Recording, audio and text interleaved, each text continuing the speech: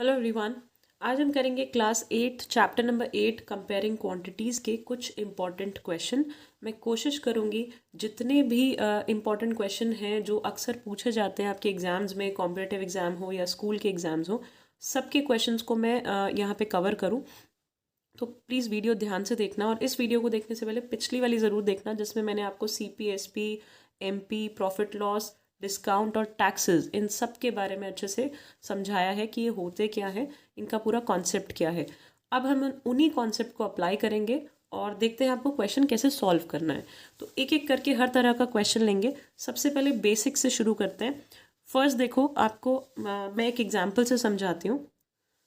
तो मान लेते हैं पहला टाइप कि आपको किसी चीज़ का प्राइस दिया हुआ है। ठीक है, एक प्रोडक्ट है जिसका प्राइस 1200 रुपये बोला हुआ है। ठीक है, 1200। और साथ में बोला जा रहा है कि इसका प्राइस जो है ना 15% तक डिक्रीज हो गया। ये जो एरो है, डाउनवर्ड जो एरो मैंने लगाया है, इसका मतलब डिक्रीज हो गया। तो प्राइस जो है 15% कम हो गया है। तो अब न्यू प्राइस बताओ, न्यू प्राइस बताओ।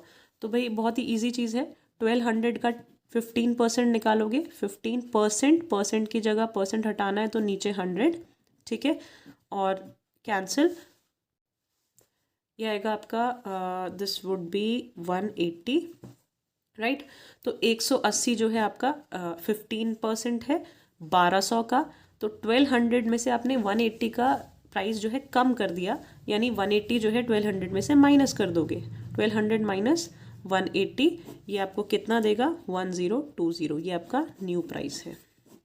ठीक है, ये बेसिक सी चीज़ है। अगर प्राइस बढ़ा होता यानी इंक्रीज हुआ होता तो यही 15% निकाल कर आप उसको 180 को इस प्राइस में प्लस कर देते हैं। ठीक है, अब ऐसे ही नेक्स्ट देखते हैं डिस्काउंट का क्या सीन है। मान लेते हैं अब ये प्राइस जो है SP है, आपको दिया हुआ है किसी चीज़ का सेलिंग प्राइस है लेट्स से 1200 रुपये। ठीक है, 1200 सेलिंग प्राइस है। अब आपको वर्ड्स चेंज कर देंगे, बोल देंगे डिस्काउंट है 15%। डिस्काउंट दिया हुआ है 15%। तो बिल्कुल डरना नहीं है वर्ड से। डिस्काउंट है 15%, यानी इस प्राइस को, इस प्राइस पे, सॉरी ये सेलिंग प्राइस नहीं, मार्क प्राइस होगा। I am so sorry, mark price. यानी ये जैसे मान लो कोई भी आप एक आर्टिकल ले रहे हो, उसके ऊपर लिखा हुआ है दिस इज 1200, मार्क प्राइस है ये, राइट। तो इसके ऊपर डिस्काउंट मिल रहा है 15%। तो फिर से वही करेंगे, 1200 का 15% निकालेंगे 180 रुपीज़। 180 डिस्काउंट है तो 180 माइनस कर दो, 1200 में से 180 हटा दो, तो आपको कितने की पड़ेगी वो चीज़? 1020। तो सेम वही चीज़ है, बस अप्लाई अलग तरीके से हो रही है। ठीक है, एक और टाइप देखते हैं। देखो क्वेश्चन कह रहा है find selling price if a profit of 5% is made on a hair dryer of ₹500 with ₹50 as overhead charges. अब ये ओवरहेड चार्जेस मतलब किसी चीज़ पर एक्स्ट्रा खर्चा हो गया है। ठीक है, तो आप जो आप क्वेश्चन को पढ़ो, जो पढ़ते जा रहे हो उसका नोट्स बनाते जाओ। तो फाइंड सेलिंग प्राइस, तो सबसे पहले मुझे समझ में आया कि मुझे SP निकालना है।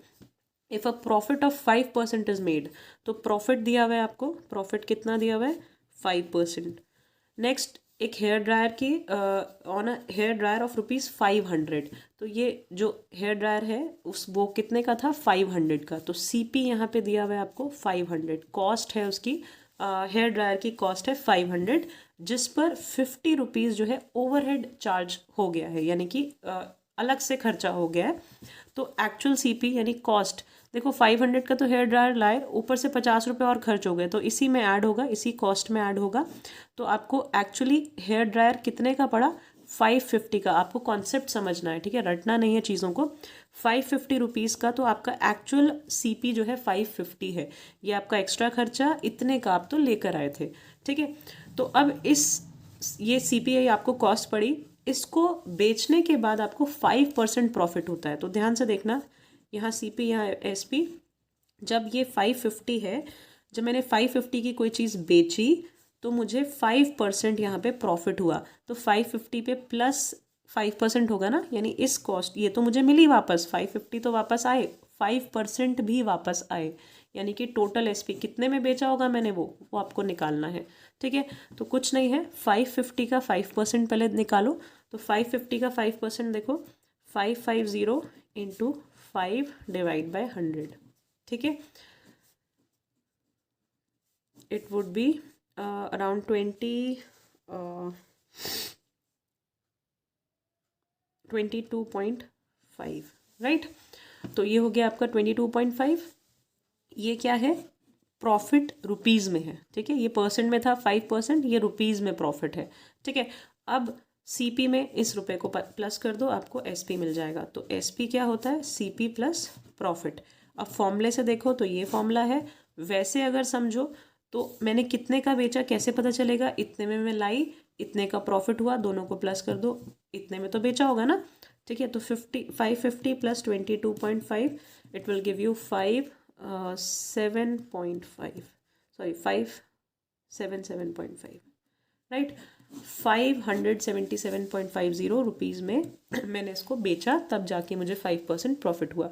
आई होप ये क्वेश्चन आपको समझ आया होगा। एक और टाइप का क्वेश्चन देखते हैं।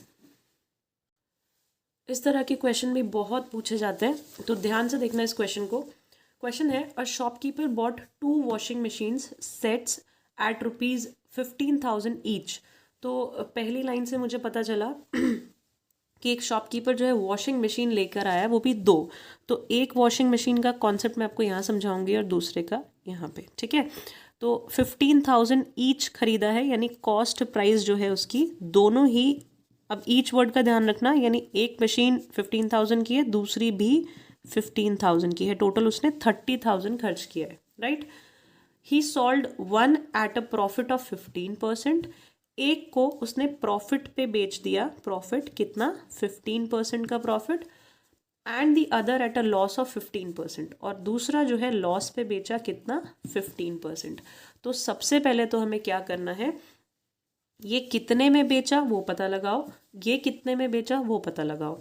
तो सीपी 15,000 है, प्रॉफिट 15% है, तो मैं कैसे निकालूंगी, 15,000 का 15% निकालूंगी, कितना प्रॉफिट हुआ उसको रुपीज़ में। अब ये परसेंट में दिया हुआ है, हमें रुपीज़ में कन्वर्ट करना है। तो 15,000 का 15%, परसेंट हटाना है, डिवाइड बाय 100 कर दो, ये कैंसिल आउट हो जाएगा, ये आपका आएगा 2250, राइट। सेम यही 15,000 का 15%, ये आएगा 2250। अब आगे देखते हैं, इसका जो एसपी है, यानी ये जो फर्स्ट वॉशिंग मशीन है, उसने कितने में बेची है, देखो 15,000, इतना तो उसको मिला ही मिला वापस, प्लस प्रॉफिट हुआ ना, तो उसने 2250 रुपये और कमाया, 2250 रुपीज़ और उसने कमाया। तो ये टोटल कर दो इसको, इट वुड कम अराउंड 17250। ये है SP of the first washing machine. Next देखते हैं, नेक्स्ट में लॉस हुआ था, तो यहाँ से मैं एसपी निकालूंगी तो क्या आएगा, 15,000 माइनस 2250, तो ये हो जाएगा आपका 12750। तो 12750 यहाँ पे एसपी हो गया। अब आपको क्वेश्चन ध्यान से देखना है, वो पूछ क्या रहा है, find weather he made an overall profit और लॉस। उसको पूरी ट्रांजैक्शन में इसको बेचकर और इसको बेचकर, दोनों को बेचकर, उसको ओवरऑल प्रॉफिट हुआ है या लॉस हुआ है। तो देखो, उसने खरीदा दोनों को कितने में, तो यहाँ पे अब मैं कंबाइंड सीपी निकालूंगी। कंबाइंड सीपी मतलब 15,000 15,000, दोनों, एक को 15,000 में खरीदा, एक को 15,000 में, तो 30,000 टोटल उसका खर्चा हुआ, दोनों को 30,000 में खरीदा, और दोनों को कंबाइंड कितने में बेचा, तो कंबाइंड एसपी में यहाँ लिखूंगी, इन दोनों को सम करो, इट विल ऑल्सो कम 30,000, ठीक है। क्योंकि 2250 का इधर प्रॉफिट हुआ, तो इधर 2250 का लॉस हो गया। तो this is a situation of no profit and no loss, ना तो उसको प्रॉफिट हुआ है ना ही लॉस हुआ है दोनों चीज़ों को बेचकर। तो इसका आंसर है नो प्रॉफिट नो लॉस, ठीक है। आई होप ये समझ आया होगा। नेक्स्ट क्वेश्चन देखते हैं। नेक्स्ट क्वेश्चन देखो, क्वेश्चन है, Rahul bot N air cooler for ₹3300 including a tax of 10%। तो भाई 10% मैंने टैक्स के बारे में आपको बताया है। टैक्स कब लगता है, बिल अमाउंट पर, टोटल बिल अमाउंट पर टैक्स लगाया जाता है, जो कि कस्टमर पे करता है, राइट। तो राहुल ने एक एयर कूलर खरीदा है, जिसकी उसने जो कॉस्ट पे की है वो 3300 है, ठीक है। तो ये क्या हुआ, जो 3300 उसने दिया है वो बिल अमाउंट है, बिल जो उसने पे किया है वो 3300 का किया है, जिसमें टैक्स जो है वो इंक्लूडिंग है, इंक्लूडिंग टैक्स, ठीक है, इंक्लूडेड है इसमें। तो 10% टैक्स इसमें ऑलरेडी इंक्लूडेड है, right. Find the price of the air cooler before VAT was added. ये जो वैट 10% ऐड करने से पहले वाला आपको प्राइस निकालना है, ठीक है। 3300 तो उसने पे कर दिया जिसमें 10% इंक्लूडेड था। अब इसको आपको 10% को हटा कर बताना है एक्चुअल एयर कूलर का जो प्राइस था विदाउट टैक्स वो कितना था। आई होप क्वेश्चन समझ आया होगा। अब देखो इसको करने का एक आसान तरीका, और ध्यान से समझना मैं क्या बोल रही हूँ। एक इसको कहते हैं यूनिटरी मेथड, ठीक है। एक छोटी सी चीज़ है, जैसे मान लो ये एयर कूलर है, right, this is the air cooler, right. अब मैंने इस पर कुछ MRP लगाया हुआ है जिसको हम मार्क प्राइस कहते हैं। इसके ऊपर मैंने डिस्काउंट दिया, या जो भी इसके ऊपर हमने डिस्काउंट दिया, तो नहीं, डिस्काउंट की हम बात नहीं हो रही है, इसमें टैक्स जो है अप्लाई किया गया है। तो यहाँ पे मैंने कुछ अमाउंट लिखा था जिसके ऊपर टैक्स अप्लाई हुआ 10%, राइट। तो ये अमाउंट प्लस 10% कितना हो गया, 3300। ये बात आपको समझ में आई। ये अमाउंट, इस पे 10% टैक्स, तो बिल अमाउंट कितना हो गया, 3300। अब ध्यान से देखना, ये जो है इसको मान लेते हैं 100%, परसेंटेज में मैं मान रही हूँ, इसको यूनिटरी मेथड कहते हैं। ये मान लो 100% था, हमें नहीं पता कितना था, लेट्स से ये 100% अमाउंट था, ठीक है। 100% में इसका 10% मैंने टैक्स मिलाया, तो ये हो गया 110%। ऑब्वियस सी बात है, जब आप किसी अमाउंट में 10% ऐड करोगे तो वो 110% हो जाएगा, राइट। 100 मैंने क्यों लिया, क्योंकि 100 को कंपेयर करना आसान है। 10% ईजिली मैं लिख सकती हूँ कि 100 का 10% 10 होगा। यहाँ पे मैं 200 ले लेती या कुछ और नंबर ले लेती तो मुझे परसेंटेज निकालना पड़ता। तो ये बहुत क्लियर है। 100% अगर ये अमाउंट है, इसको मैं एज्यूम कर रही हूँ, एक्स हम एज्यूम करते थे ना, एक्स की जगह हम इसको 100% एज्यूम कर रहे हैं, ठीक है। तो ये अगर 100% है और उसमें 10% टैक्स लग रहा है तो 110 हो जाना चाहिए, है ना। तो 110% की वैल्यू आपको 3300 दी हुई है। 3300 कितनी है, 110% की वैल्यू है। अब आपको क्या करना है, 110% इक्वल्स टू 3300 है, ठीक है। तो 1% की वैल्यू निकालो, 3300। 1% कैसे निकालोगे, ये जो 110 है उधर जाके डिवाइड हो जाएगा, ठीक है। So it will B 30। अब 31% की वैल्यू है, तो 10% की कितनी होगी, 10% की होगी, देखो 1 की वैल्यू 30 है, 10 की कितनी होगी, जैसे ऐसे समझो कि एक चॉकलेट 30 रुपीज़ की है, तो 10 चॉकलेट कितनी होगी, 30 इंटू 10 या 10 इंटू 30, राइट। तो 300। तो 10% की वैल्यू आ गई आपके पास 300, यानी कि ये जो टैक्स की वैल्यू है ये आ गई आपके पास 300। तो 300 रुपये टैक्स दिया तब वो 3300 हुआ। तो आपका जो 100% था वो कितना रहा होगा, अगर मैं यहाँ से 100% की वैल्यू भी निकालूँ, 10% की 300 है तो 100% की 300 इंटू 10 कर दो, ठीक है। 10 को 100 बनाने के लिए मल्टीप्लाई 10 किया, यहाँ पे भी 10 से मल्टीप्लाई कर दो, तो 3000 हो गई, राइट। तो 3000 इज़ द अमाउंट जो कि इस पे यहाँ पे मेंशन हुई थी, यानी कि इसका जो एक्चुअल प्राइस था वो 3000 था। ये मेथड आई होप आपको समझ आया होगा। इस क्वेश्चन को एक अलग मेथड से भी कर सकते हैं, एक्स एज्यूम कर वो भी मैं आपको करके बताती हूँ। अब देखो क्वेश्चन वही है, Rahul bot N air cooler of 3300 for 3300 including tax. तो उसने 330 रुपये का एक एयर कूलर खरीदा जिसमें टैक्स इंक्लूडेड था, यानी 10% टैक्स भी इसी के अंदर इंक्लूडेड था। आपको बताना है price of the air cooler before VAT what was added, VAT को इंक्लूड करने से पहले क्या प्राइस था। अब देखो इसको कैसे करेंगे, मैंने आपको बताया जैसे एयर कूलर है, एयर कूलर का हमें MP मार्क प्राइस नहीं पता तो उसको हम X मान लेते हैं। X में 10% इंक्लूड हुआ तो कितना बन गया, 3300, राइट।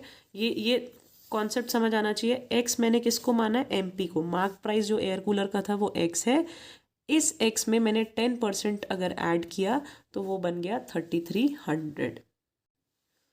ओके, तो अब मैं इक्वेशन बनाती हूँ, x यानी कि हमारा मार्क प्राइस प्लस 10%। 10% किसका, मार्क प्राइस का ही 10%, तो x का 10%, राइट। 10% ऑफ x लिख सकते हो या x इंटू 10% लिख सकते हो, कुछ भी लिख सकते हो, इक्वल्स टू 3300। आगे अब इसको सॉल्व करते हैं। x प्लस x का 10%, तो परसेंटेज हटाना है तो क्या करोगे, x इंटू 10/100 इक्वल्स टू 3300। सबसे पहले इसी पार्ट को सॉल्व करेंगे, x प्लस यहाँ पे हो जाएगा 10x/100 3300, ये आपका कैंसिल आउट हो गया। It will be x plus x/10 equals to 3300, फिर x के नीचे कुछ भी नहीं है तो 1, then it will be 10x plus x equals to 3300, 11x/10 equals to 3300, then ये 10 उधर चला जाएगा, 11x equals to 3300 into 10/11, sorry अभी नहीं, ओके, इंटू 10 हो गया, x इक्वल्स टू 3300 इंटू 10/11, 11 से इसको कट कर दो, इट विल बी 300, तो x की वैल्यू आ गई 3000। सिंपल, x क्या माना था, मार्क प्राइस, तो मार्क प्राइस आपका 3000 है। ये x लेके थोड़ा सा लेंदी हो जाता है, वो इससे पहले वाला मेथड थोड़ा सा इजी था, जल्दी हो गया था, उसको कहते हैं यूनिटरी मेथड। तो जो भी आपको समझ आ जाए आप उससे क्वेश्चन कर सकते हो। मैं आगे भी आपको यूनिटरी मेथड से काफ़ी क्वेश्चन कराऊंगी, क्योंकि वो थोड़ा सा ईजी रहता है और कॉम्पिटिटिव एग्जाम्स में आपको हेल्प करता है। देखो ये क्वेश्चन नेक्स्ट बहुत ही अच्छा क्वेश्चन है, ध्यान से सुनना इसको। Shopkeeper buys 80 articles for 2400। एक शॉपकीपर ने 80 आर्टिकल्स खरीदे, कितने रुपए के, 2400 के। तो CP ऑफ 80 आर्टिकल्स इज 2400। तो यहाँ से मुझे एक चीज़ पता चल जाएगी कि 80 आर्टिकल्स अगर 2400 में खरीदें तो एक आर्टिकल कितने का पड़ा होगा, तो 2400 डिवाइड बाय 80 कर दो। तो एक आर्टिकल का जो CP है, इसको काटोगे तो यू विल गेट 30। तो एक आर्टिकल का CP जो है, CP of 1 article is 30 rupees. ठीक है, ये मुझे फर्स्ट लाइन से ही पता चल गया। नेक्स्ट आगे बढ़ते हैं। And sells them for a profit of 16%, और उन सब को 16% प्रॉफिट से बेच देता है। तो प्रॉफिट है 16% का, सारे आर्टिकल को उसने 16% पे बेच दिया।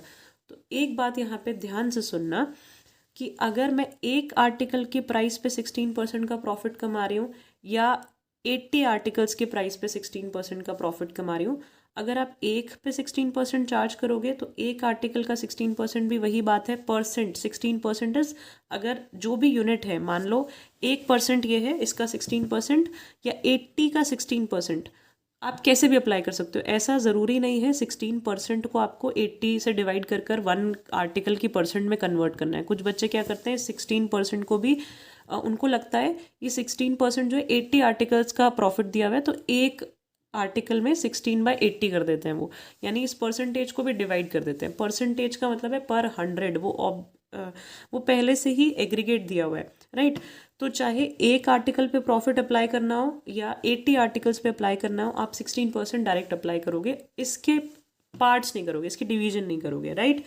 तो अब ध्यान से देखना, वो लास्ट लाइन में पूछ रहा है SP निकालना है आपको ऑफ 1 आर्टिकल, एक ही आर्टिकल का निकालना है। तो एक आर्टिकल जो है वो 30 रुपीज़ का है, दिस इज CP। प्रॉफिट हुआ है 16%, सारे आर्टिकल्स पे या एक आर्टिकल पे वो 16% ही रहेगा। तो प्रॉफिट 16% है, तो 30 का यहाँ पे मैं 16% निकालूंगी। 16% कैसे, परसेंट रिमूव करना है, डिवाइड बाय 100। तो इसको आप सॉल्व करोगे, यू विल गेट